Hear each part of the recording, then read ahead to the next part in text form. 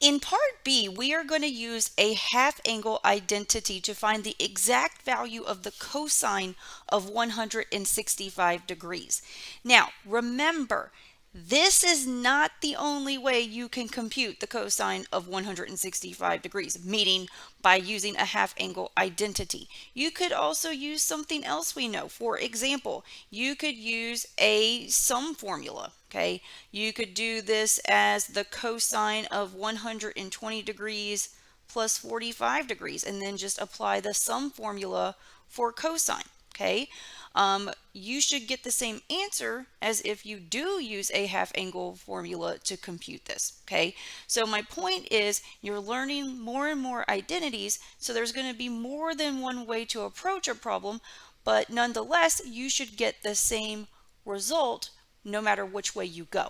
Okay, so I'm going to erase this and we are going to apply the half angle formula for cosine. Okay, so I'm going to flip back to the previous page and go grab the formula that I need. There's only one half angle formula for cosine, so we're going to apply formula number 15. Okay, so I'm going to go and jot that down. Okay, so I'll write the identity in red. So the cosine of A divided by 2 is equal to plus or minus the square root of 1 plus the cosine of A, all divided by 2. Okay? All right, so here we go. We have got to match up what we have. We have the cosine of 165 degrees.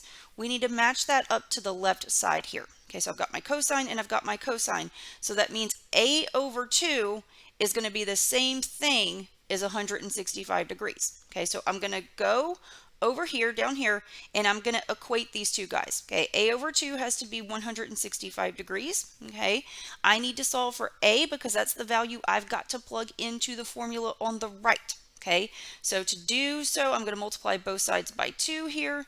So the 2's will cancel on the left. This is going to tell me that the A value I'm going to have to plug in is 165 times 2, which is 330 degrees. Okay, all right, so if we plug this in to the identity here, we're going to get plus or minus. Okay, so I can go ahead and deal with that as well. I will save it till the end. Okay, I'll go ahead and plug in the 330. Okay, so we're going to get 1 plus or minus the cosine of A. A is 330 degrees. Okay, divided by 2. Okay, all right, so we can go ahead and plug in the cosine of 330 because we know what it is because 330 degrees is on the unit circle. If we take a peek at the unit circle, we will see that at 330 degrees, that is right here, the cosine is going to be the square root of 3 over 2. Okay, so let's go back and pop that into the formula here. So this is going to be plus or minus the square root of 1 plus the square root of 3 over 2. That is all over 2. Okay, so at this point we've plugged in. We just need to simplify it so that we have one fraction, okay, and the denominator is rationalized. Okay, so let's keep going. Okay, so at this point, let's take a minute to talk about the plus or minus. You can do that very first thing, but I'll just go ahead and do it here, or you could do it at the end. It doesn't matter. Eventually, you got to pick the sign. So remember, at the end of the day, what are we computing? The cosine of 165. So 165 degrees, that is in quadrant 2. Okay, it's close to 180 degrees. So it's in quadrant 2, and we're computing a cosine value. So all right, and cosine is negative in quadrant 2. So we need to choose the negative. Okay, so as we continue on, I'm going to go ahead and make a decision. I need the negative version here. Okay, so in the numerator, I'm adding two things. Okay, remember, we can make this first thing a fraction by putting it over 1. Okay, so when we do that, the common denominator is going to be 1 times 2, that's 2. Okay, so we need to adjust our numerators now. Okay, so if I go here, if I go to this first fraction, 1, okay, I need the denominator to be 2, so I'm going to multiply top and bottom by 2 here. So 2 over 2 is 1. And then I'm adding the square root of 3 is okay. It's going to stay that way because it's already over the correct denominator, okay? And in the bottom, we have 2 over 1, okay? So at this point, underneath the square root, we are dividing a couple of fractions, okay? So we will have to carry out the division. So I'm going to leave the negative sign. It goes out front, okay? So I'm going to leave the first fraction alone and then change to multiplication, flip the bottom fraction, okay? Multiply across the top and across the bottom, okay? This is going to give me negative square root of, if I multiply across the top, I'm going to get 2 plus the square root of 3. If I multiply across the bottom, I'm going to get 4, okay? So we can go ahead and break this up. This is going to be the negative. Take the square root of the top, and then take the square root of the bottom. Okay, and we know the square root of 4 is just 2. So the whole answer simplifies to be negative square root of 2 plus the square root of 3 over the square root of 4, like I said, is 2. Okay, so this is the value of the cosine of 165 degrees. Okay, the exact value. Okay. All right, so let me box this and then we will go check ourselves on the calculator. And we're starting to run into the next example here, so I'll go ahead and write, so for clarity, this is the cosine of 165 degrees. All right, let's check ourselves. Okay, so I'm going to input here the cosine of 165 degrees. Okay, so there we go. And then I need to type in what I got is the exact value to see if I get a matching decimal expansion. Okay, so let's go pop this in. The negative sign will stay out front. This is going to be the negative, I'll put it in parentheses, negative square root of 2 plus the square root of 3. Okay, that's the numerator. Okay, and then I need to divide that by 2. Okay, so you can see here that if we divide by 2, we do get the same decimal expansion, so we are correct. Okay. So that is how you can use the half angle identity to find an exact value. That was another example, but again, like I said at the very beginning, had you chosen to do this with the sum, with a sum formula for cosine, okay, you should get the same answer, okay? All right, let's do one more. Okay, this one will involve a radian measure, okay? That doesn't matter. It's going to work the same way. All right. This time we're trying to compute the exact value of the tangent of 9 pi over 8. Okay, so what I will do here, first of all, I'm going to go and grab one of these half angle formulas. Okay, so there are 3 of them for tangent, and I need to figure out which one I should use. Okay. So if we look at them, we know formula 16 is the most complicated because you do have to choose between the plus or minus, which isn't a big deal at the end of the day. Okay, you're just figuring out what quadrant your angle lies in and then seeing, you know, what the sign of the trigonometric function is in that particular quadrant. Okay, you're going to need the cosine for this formula. In the other 2 formulas, you need sine and cosine, but there aren't any pluses or minuses and there's no square root. All right, so let's try this with one of the easier ones. I will pick equation 17 here, okay? So I'm going to go back and write it down.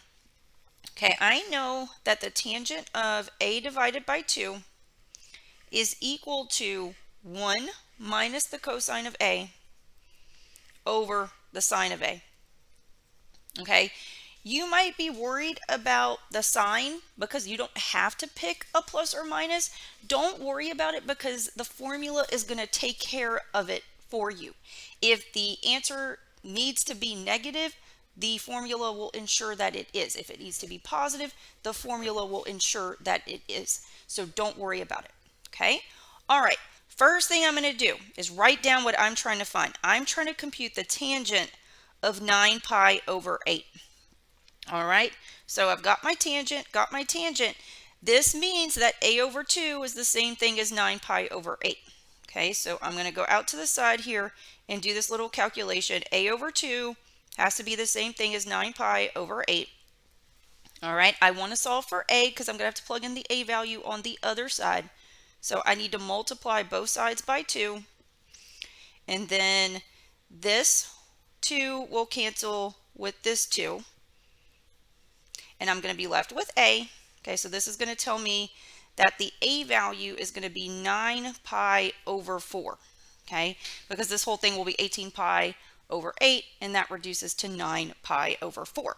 Okay, all right, so if we want to compute the tangent of 9 pi over 8, we just need to plug into this red identity with an a value of 9 pi over 4.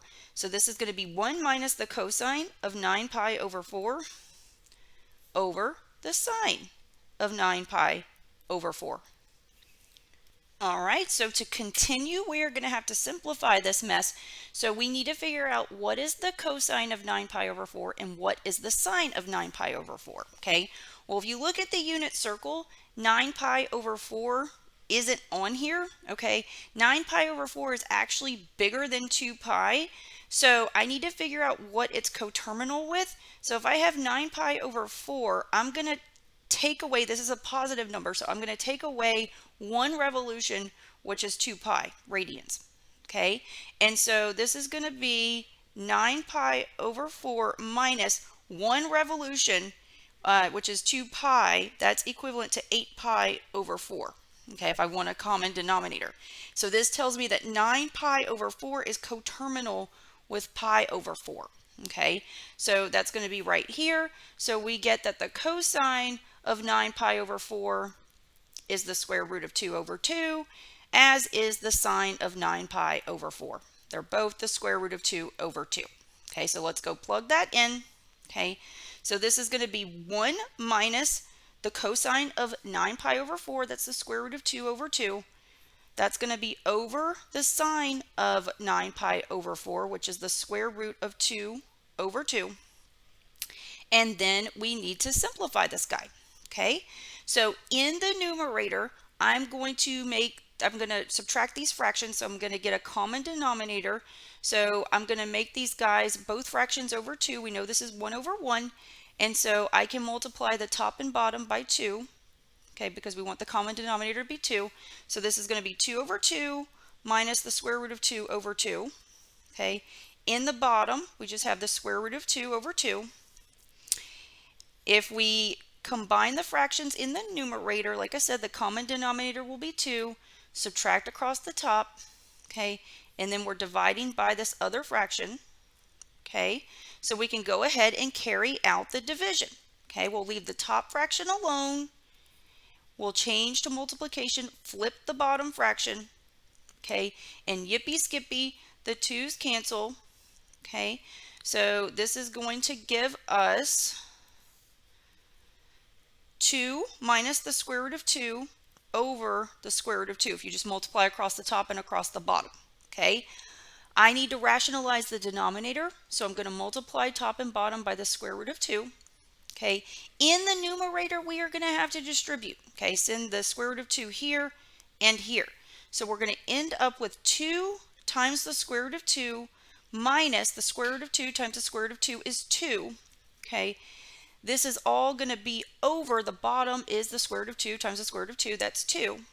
Okay, we can make this even simpler. In the numerator, I can factor out a 2. Okay, that's going to leave me with the square root of 2 minus 1. The bottom is 2. These two guys cancel. Okay, and so the exact answer here is going to be the square root of 2 minus 1. Okay, this is going to be the tangent of 9 pi over 8. Okay, all right, so now we can go check ourselves on the calculator. Okay, we do need to switch to radian mode here. Okay, so I will clear this and then change over to radians.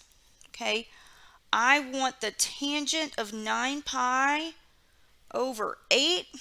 There it is. Okay, and now I'm going to type in the answer I got, which is the square root of 2 minus 1, and yes, we are correct.